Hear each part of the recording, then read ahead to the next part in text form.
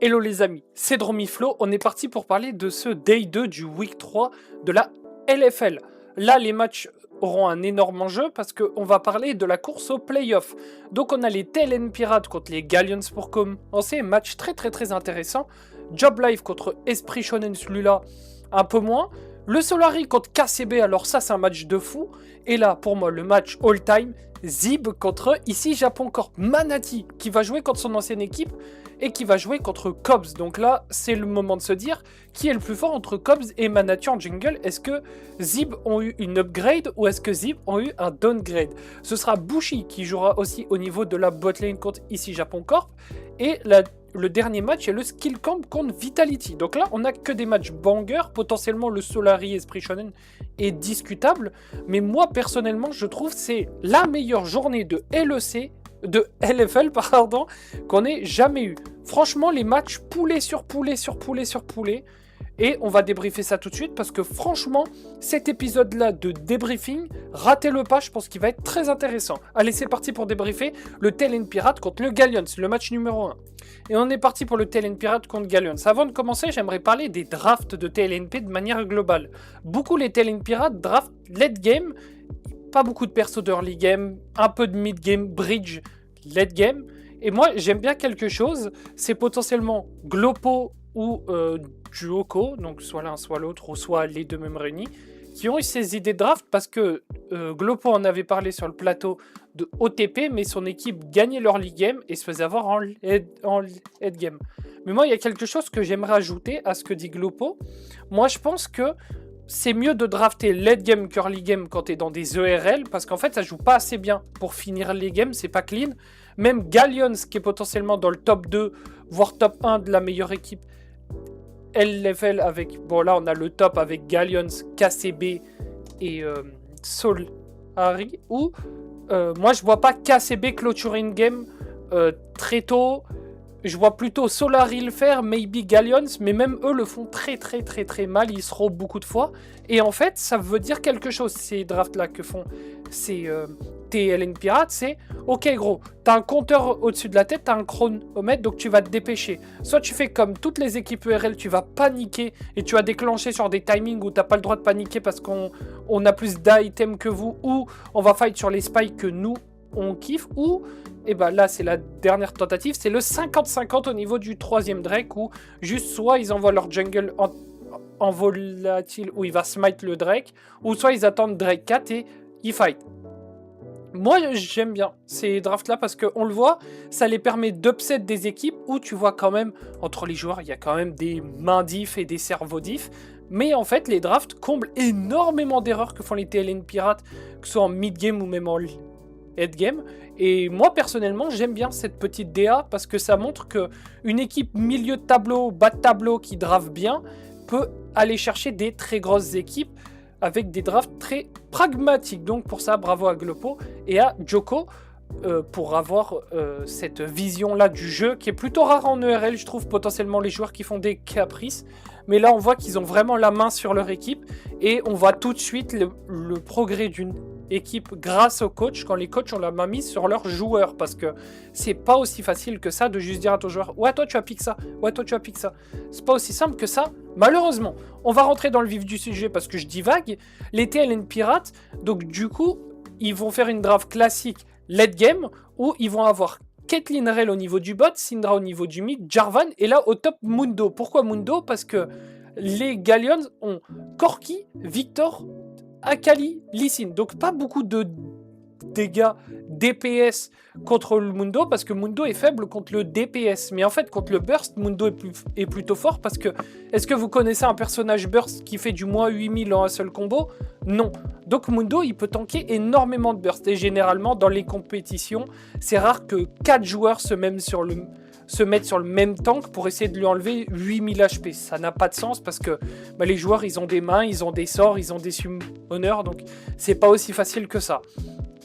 Donc que vont faire les Galleons avec Victor, Akali, Corki? Ils vont envoyer le Corki top et ils vont envoyer Akali au niveau du mid contre Syndra et Victor au niveau du bot. Qu'est-ce que ça fait? Ça fait que Victor peut matcher la Caitlyn parce que t'as pas trop envie d'envoyer Corki contre Caitlyn, même si On a connu pire, mais on a connu mieux, parce qu'une fois que tu as les Bertha, ça va, tu peux commencer à jouer avec Corki. Mais, en fait, ils vont envoyer Corki au niveau du top, parce que Corki, c'est très fort dans les premiers niveaux, et Mundo, guess what, c'est très nul dans les premiers niveaux. Donc, que peut faire Mundo, à part farmer avec ses petites hachettes de loin?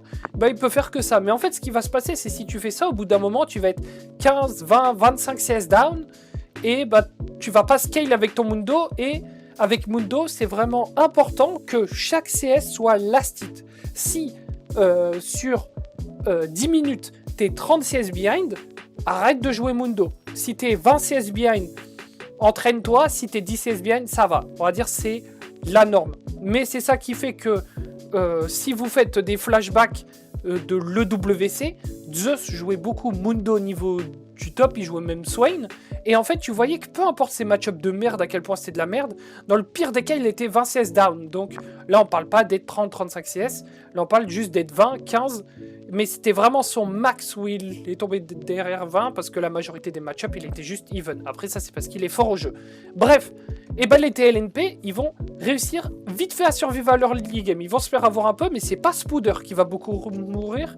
Celui qui va beaucoup mourir, c'est Excellent et Thomas. Mais le problème, c'est que, oui, Thomas, il fait pas une bonne game de Rel, mais il doit jouer Rel dans Victor, Akali, Lee Sin, Corki, Poppy. Il y a des dashs partout. Donc déjà, le flash ZR est pas facile à faire. Et même si tu le fais, il y a un Z Poppy encore. Donc, pour moi, il fallait jamais laisser Poppy open. C'est un pick que tu laisses pas open, parce que tu peux pas te retrouver dans une draft contre Galleons où ils ont El Lee Sin, ils ont El Victor et la Poppy. Ah, ça fait beaucoup, les gars. Ça fait 3 champions cracopés.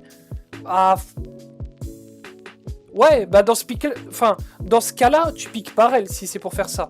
Mais bon, les TLNP, du coup, ils vont arriver jusqu'en late game, jusqu'à 34 minutes de jeu, où ils sont seulement 4 cagoles behind. Et là, je me suis dit, ça peut le faire, parce qu'en fait, Mundo champion, et celui qui avait tout l'argent chez les Galleons, c'était Lee Sin, et la Poppy avait 1k gold up. Sinon, sans ça, les autres lanes de TLN Pirates c'était good. Potentiellement le Victor aussi qui était 1k gold up par rapport à la Caitlyn. Mais en fait, quand tu regardes, le Mundo était 600 gold up par rapport au Corki.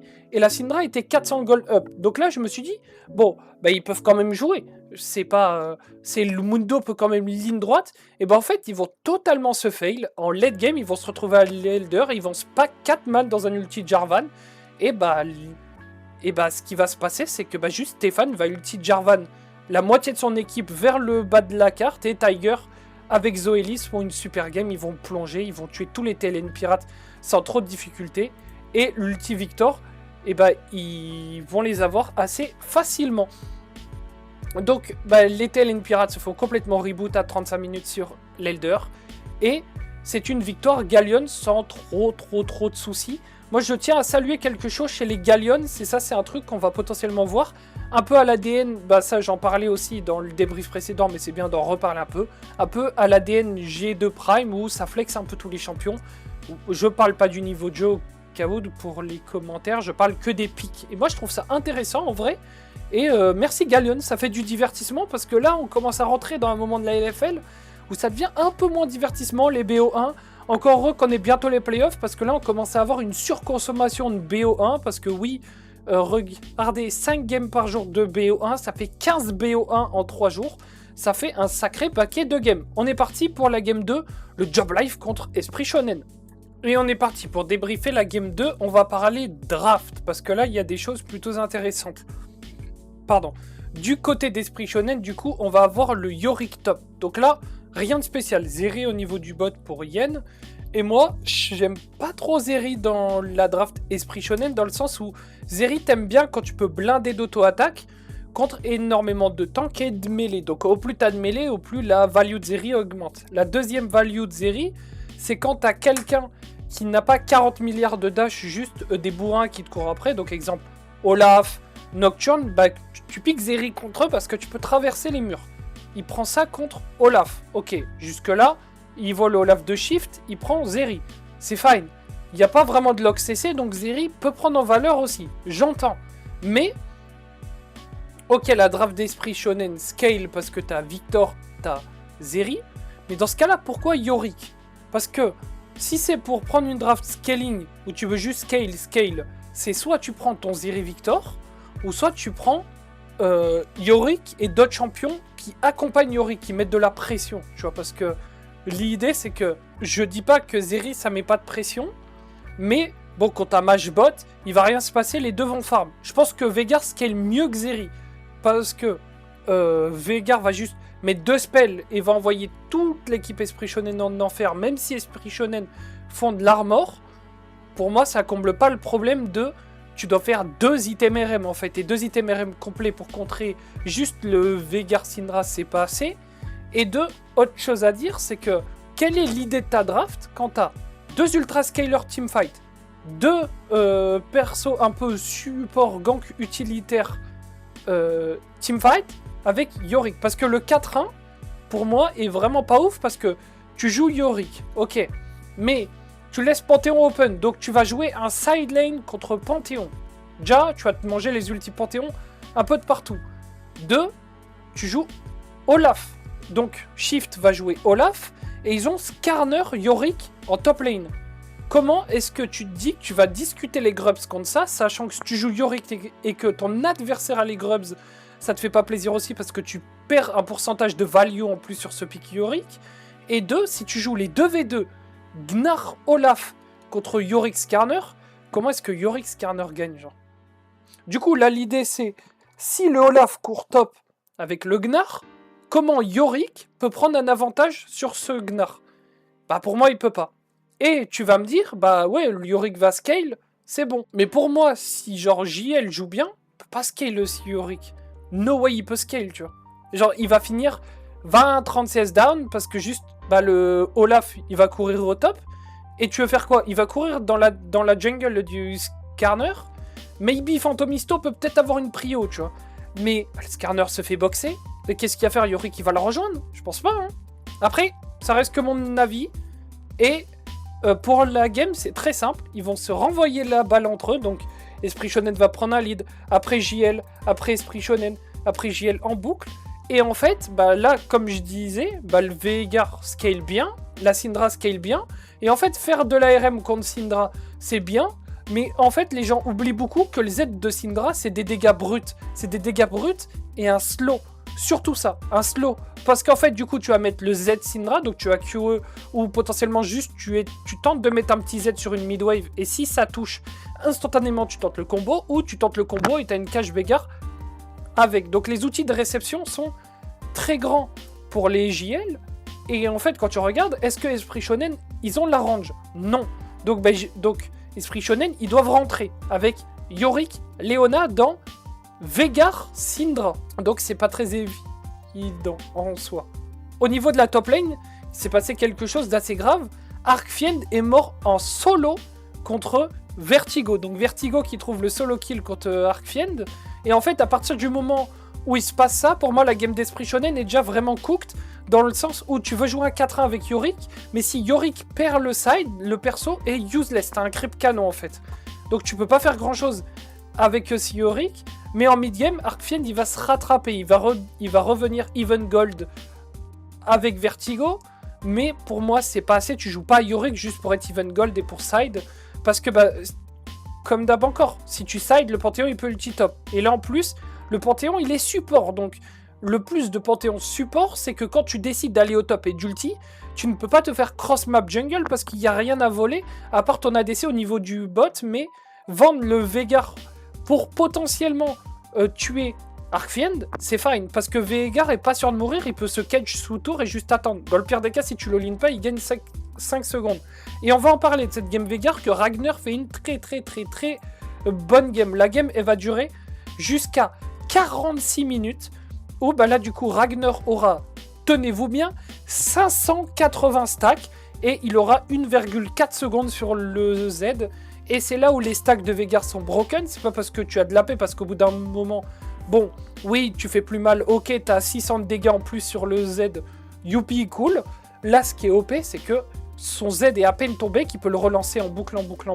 Juste quelque chose à dire, moi, que j'aime pas, c'est qu'il fait Storm Surge last item, que sur Veigar, c'est pas un très bon item de faire de la peinée flat sur Veigar en plus en last item, ça a vraiment pas de sens. Et sur Veigar, t'aurais aimé un autre item utilitaire, Cosmic Drive. Là, t'aurais pu faire Banshee, c'était bien, même si Banshee, je suis pas trop fan.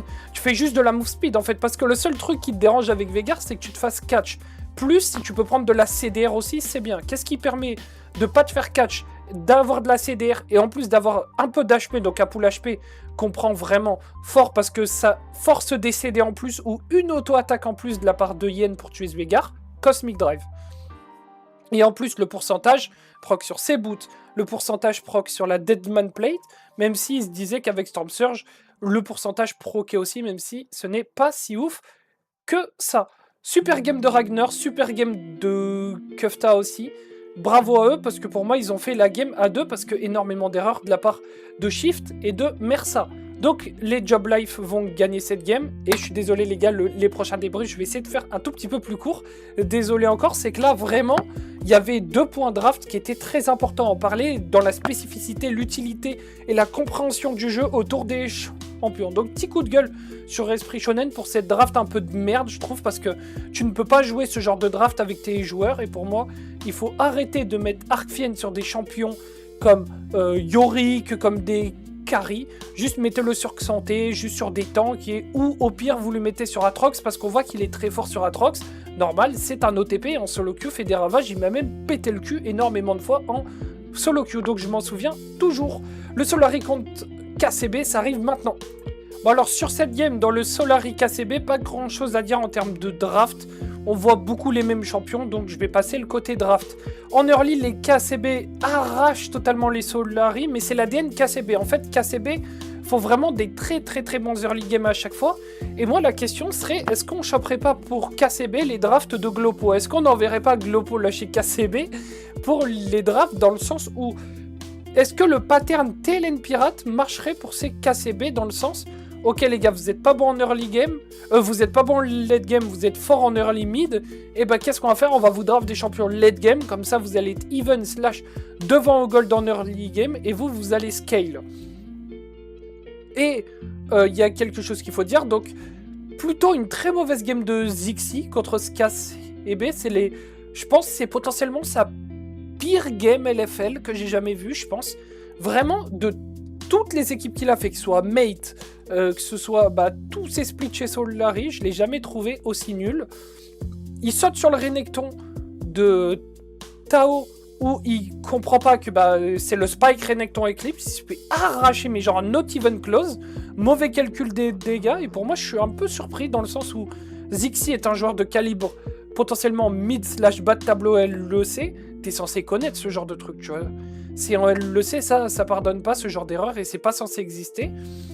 Donc un peu dommage. Et pour le head game, et juste quand vous regardez la compo des Solari, Cassiopeia, Mundo, et ça tank énormément. La Cassio met énormément de dégâts. Grosse game d'Aetinote. Alors moi personnellement les gars, faut savoir que j'aime vraiment pas Aetinote. Je sais pas pourquoi les gens pensent qu'il a sa place chez Solari et pas un autre ADC, potentiellement bien meilleur que lui, mais apparemment il a vraiment step up, et là, il faut le dire que là, maintenant, je comprends tout à fait sa place de haut de panier LFL, et il joue plutôt bien, je trouve. Excusez-moi, petit moment de bug, c'est la fatigue en rentrant du taf, vous m'en voudrez pas trop. Et voilà, les Solari finissent par gagner sur un teamfight au niveau du bot, où ça joue pas très bien, sa panique déclenche du côté de Cassé, Camilou va trop loin, il se fait tuer, et les Solari vont gagner cette game. Après, ce sera le Ici Japon Corp contre Zib. On débrief ça tout de suite. Ok, c'est parti pour le débrief. Zib contre Ici Japon Corp. Alors déjà, il faut parler vite fait draft, parce que on a le Rise Tsaken, Gnar, Victor Poppy au niveau du bot, et Xinzao pour Cobbs. Mais en fait, le Gnardad, on se retrouve contre Akali de Bad Lulu qui joue en plus Ignite. Donc Bad Lulu, il veut tuer Adam. Et donc Adam n'a pas perdu spécialement en lane, mais Bad Lulu a trouvé une belle TP au niveau du bot, 1 kill au niveau du mid, et overall, les cassés, ils se font overload, les Zib, ils se font overload en boucle par les Ici Japon Corp, et ils se font avoir sur tous les timings overload. Il n'y en a pas un qui a été respecté. Sur les 6 timings overload, les 6 n'ont pas été respectés. Il y a au moins eu une mort, au moins eu 3, 4, 5 plates, une tour. Donc c'est pas ouf. Mais très bonne early game, très bonne game de Saken qui arrive à trouver énormément d'angles, même en com, c'est très fort ce qu'il fait. Il voit tous les plays, il lit les premières minutes, les 2-3 prochaines minutes de son play au niveau du mid avec les waves, et c'est bien comme à Cobbs.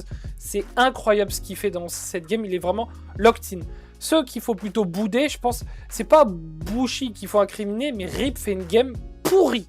C'est, je pense sincèrement, j'ai vraiment rarement vu ça en LFL. C'est normal, c'est une équipe d'influenceurs. Mais je pense que tu prends les 10 pires supports de Open Tour, ils te font cette game-là. Je pense que je te prends Nono et potentiellement Ludo au bot, c'est la même paire, voire mieux. Je pense qu'ils font mieux même que Rip et Bushi au niveau du bot. Mais Bushi, il peut pas grand-chose parce que vraiment, la game que pond Rip, c'est vraiment... Bref, pas une très bonne game de Rip. Mais en fait, les ici Japon Corp, ils vont pas mal trop à droite, à gauche. C'est des Dajor va énormément mourir. C'est même affolant le nombre de morts qu'a Dajor sur Syndra. C'est normalement pas un champion où tu meurs des tonnes de fois.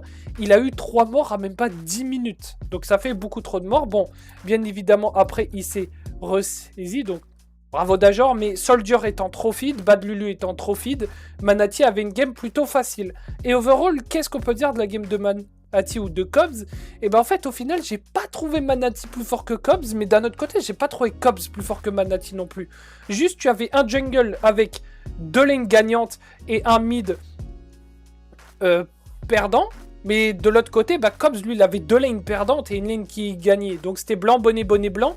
Cobbs a réussi à faire ce qu'il pouvait faire avec ses lanes perdantes, mais je pense que Manati nous aurait sorti la même game. Je vois pas Manati faire une meilleure game que Cobbs, donc pour Cobbs c'est quand même assez bon signe. Pour son deuxième split en LFL, je trouve, il joue plutôt bien Cobbs, donc hâte de le revoir dans des projets beaucoup plus sérieux que ce projet Zib, parce qu'il faut savoir que Cobbs a quand même été chez Esprit Shonen et Zib, donc en termes de projet, il n'a pas été gâté. En espérant le retrouver, moi plutôt chez Team Vitality pour le prochain split, parce que je trouve que Doshu joue pas très bien, et potentiellement ajouter un Cobbs, ça peut être pas mal. T'as le double français au niveau du jungle top, ça peut aider. Voilà, on sait jamais. Le prochain match, c'est le Skill Camp contre Vitality, et j'ai pas dit du coup les ici Japon. Ils prennent le Nash, ils prennent le teamfight de fin, quadra kill pour Soldier, ils vont terminer cette game. Grosse game de Soldier d'ailleurs, bravo à Soldier et à Whitein et à Bad Lulu. Les trois font une super game et ça me fait plaisir de voir Whitein à ce niveau de jeu, ça faisait longtemps que je l'avais pas vu. La dernière fois que je l'avais vu perf, c'était chez le FC Barça je crois, quand il était avec Shekolade et quand il était avec Legolas, Shekolade, 113 et le top c'était White Knight je crois. Et ils avaient fait une super perf, je trouve. Bon, bref, on va parler du dernier BO, le Skill Camp contre Vitality. Let's go! Et on est parti pour débriefer la dernière game des Vitality B. Il faut parler de quelque chose de la draft de Skill Camp. Je vous parlais pas mal que moi, j'aime énormément ce type de draft où ça fait full late game et c'est plutôt fortiche. Ils ont pris un champion, les Skill Camp que j'aime bien, c'est Ornn en réponse à Rumble. J'aime bien Ornn, mais... tu as Victor, donc Victor Rumble, ça scale très bien. Mais en fait, le problème, quand tu regardes la draft VidB et la draft Skill Camp, ils prennent Qiyana, Ezreal. Donc Qiyana, ça scale ok. C'est plutôt un champion qui va abuser beaucoup du cashback et de sa force de clear. Parce qu'en fait, elle a énormément d'AOE avec son double Q. Donc tu vas clear vitesse lumière. Et en fait, l'idée de Qiyana, c'est une fois que tu as cashback, tu vas générer de l'argent en continu. Donc qui génère de l'argent génère... des stats supplémentaires, dit clear plus vite, tu gagnes du temps sur ton full clear une fois que tu as plus d'AD sur ton champion, donc clear, gang, kill, clear, et au plus tu as de kill et d'items au plus vite, et au plus ça va faire une réaction en chaîne où tu vas clear plus vite, tu vas tuer plus vite, tu vas clear plus vite, tu vas revenir sur la map plus vite, c'est un effet sans fin et tous ces facteurs sont améliorés. Mais le problème c'est que tu as Ezreal, tu as Qiyana, donc plutôt mid-game champ, tu vas voir Ezreal early champ. Mais je trouve que la draft est fine, Imo, genre je la trouve fine, mais dans le sens où Exofeng sur Ezreal, c'est plutôt bon, mais je sais pas. Je sens que Spooky sur sa Qiyana joue pas très bien. Les 2 games Qiyana qu'il a fait, j'ai pas été très convaincu. En vrai, n'hésitez pas à me donner tort dans les commentaires si je me trompe. Mais moi, j'ai pas trouvé Spooky très fort sur Qiyana. Je trouve c'est pas trop son type de champion. J'aurais bien aimé un autre type de champion où il aurait pu jouer. Alors, ok, il n'y a pas le Jarvan. Ok, il n'y a pas le Nocturne. Mais tu pouvais avoir Panthéon. Tu pouvais avoir Xin Zhao. Mais j'entends que tu voulais plus jouer une draft teamfight, donc bon, moi j'aime bien le Xin-Zhao, mais bon, jouer Xin-Zhao dans Naafiri, t'es pas trop content en soi. Mais il y avait quand même Poppy Open, il y avait plein de champions comme ça. En vrai, je trouve que la Poppy était bien aussi. Genre, why not jouer Poppy? T'avais Victor Ezreal et c'est fine. Après, tu kites avec ta Poppy. Poppy, c'est fine en early game. En mid game, tu peux quand même jouer Poppy. Tu peux air out des champions. Je trouve pas ça déconnant de jouer Poppy. Moi, je pense dans Naafiri, c'est bien. Un peu dommage que Spooky n'ait pas pu jouer Poppy. Donc, les skill camps prennent une raclée en early game parce que Doshu fait une game sensationnelle. Et là, il faut le dire, j'aime pas trop Doshu comment il joue et je trouve il est pas très bon. Mais là, il n'y a pas à dire, il a arraché la game tout seul. Genre, pour vous dire, il a 5-0 à 5 minutes de jeu. Il a chopé 5 kills à 5 minutes. Il est au bon endroit, au bon moment. Il n'y a pas grand chose à dire, même si les skills camp grid un peu. Il arrache totalement Spooky dans le 1v1 jungle. Et après, il y a eu quand même 2-3 throws de Vidby. Il faut faire attention parce que quand j'ai vu les throws de Vidby, je me suis dit, ok, Erost a totalement compris, enfin, Erost et Eka, ils ont totalement compris ce qu'ils faisaient avec les drafts. C'est, eh ben, tu sais que Vita fait énormément de conneries. T'as Jhin immobile, Syndra immobile, Rumble immobile. Ornn peut énormément punir. Mais en fait, le fait que Spooky tombe autant derrière, bah, fait que bah, la game était beaucoup trop dure. Genre là, pour vous donner un ordre d'idée, le Ornn était beaucoup trop behind, la Kiana était beaucoup trop behind, tout le monde était trop behind, mais Yaki fait pas une super game, je trouve. Alors que du côté de Skill Camp, truc rassurant, Nafkela, bah, il roule sa bosse, il fait sa game victor, je trouve, malgré le chaos qui est imposé par ses teammates dans cette game. Il fait ce qu'il a à faire. Mais les Vita prennent trop de gold trop vite, donc à 25 minutes, ils ont 6600 gold plus Soul chimique. Bien sûr que c'est pas Ornn qui va les arrêter, même si Ornn, comme je le dis beaucoup, à chaque upgrade, il génère 1000 gold dans son équipe, donc ça peut vite devenir problématique, parce qu'une fois que tout le monde est full stuff, et bah tu scale de 5000 gold. Donc bah, c'est quand même intéressant de jouer Ornn, même si c'est très rare que dans une game, tout le monde est full stuff, mais vous m'avez suivi, c'est des golds qui restent actifs tout le long de la game. Voilà pour ce débrief, et c'est du coup les Vitality qui vont gagner cette game sans trop forcer. Voilà pour ce débrief, j'espère qu'il vous aura plu. N'hésite pas à mettre le pouce bleu, ça me prend beaucoup de temps ces vidéos, beaucoup d'efforts. Et mes proutes dans les commentaires si t'es arrivé jusque là. Moi je te fais des gros bisous. Si jamais tu veux, il y a un petit format short drôle qui va expliquer tout ça rapidement. Tchou bye, prenez soin de vous les gars.